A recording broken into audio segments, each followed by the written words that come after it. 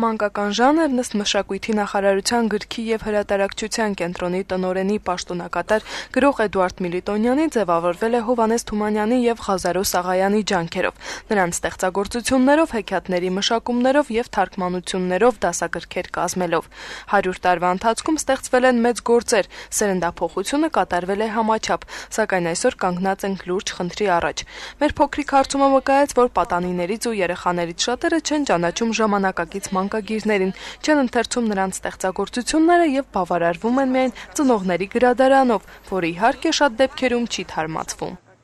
Ժամանակակից չէ։ Իսկ ում գրքերն ես հիմնականում ընթերցում, այս պահին ինչ ես ընթերցում։ Այս պահին ընթերցում եմ, Պուշկինը, Բկվայ դամը, Սփիստրիլը։ Իսկ գրախանութից գիրք առնում եք։ Չէ, տուն ունենք։ Հին գրքեր, այսինքն նոր բաներ չեք առնում։ Չէ։ Ռաֆին եմ կարդում, շատ եմ սիրում Ռաֆին, Սամվելը, Խենթը եւ նաեւ ռուսերեն եմ կարդում։ Իսկ այդ տարիքիդ համապատասխան ասենք, մանկապատանեկան ժանրը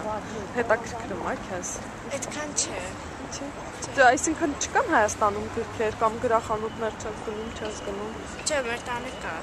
Գիրք ես այդ գրքերն եմ ընթերցում։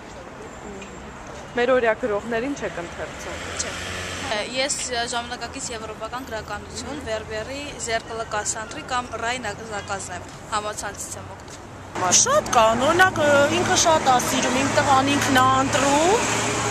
է ընտրում իր բոլոր գրքերը, մտնում է գրախանութներ։ Գունազարդ նույնիսկ ինքը այնպիսի մանկական ժուրնալներ առնում, նենց նյութեր կա մեջը։ Կոնկրետ հայ գրականություն չէ, բայց ասենց արտասահմանյան հիմնական եվրոպական կամ ֆրանսիական գրականությունից կարող ենք օգտվել։ Իսկ սիրում եք ընթերցել, իսկ գրախանութում փնտրել եք։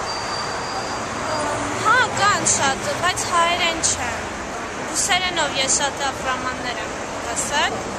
Հայ գրողների ընդհանրապես չեմ էլ հանդիպել գրախանութներում։ Չեմ նայել, բայց աչքից չէ։ Դե հիմնականում նախընտրություն կա։ Օրինակ կոնկրետ ես սիրում եմ դետեկտիվներ, ոմանք սիրում են ինի դրամա կամ ինչ-որ ֆանտազիա, սիրային պատմություններ կամ ճաշակի, եթե փնտրես կգտնես։ Մանկագիր Սուրեն Մուրադյանը նշում է, որ այսօր մանկագիրներին մատների վրա կարելի է հաշվել։ Նրանք, ովքեր իսկապես ակտիվ գործունեությամբ են զբաղվում, ընդամենը 5-ից 6-ն են, իսկ երիտասարդներին ժանրը կարծես չի էլ հետաքրքրում, քանի որ ոլորտն անտարբերության է մատնված։ Ուզում եմ ասել, այսպիսի անջրպետներ են ստեղծել եւ ամեն ինչ, այսպես կարծես երեխաների դեմ է, ամեն ինչ երեխաներ։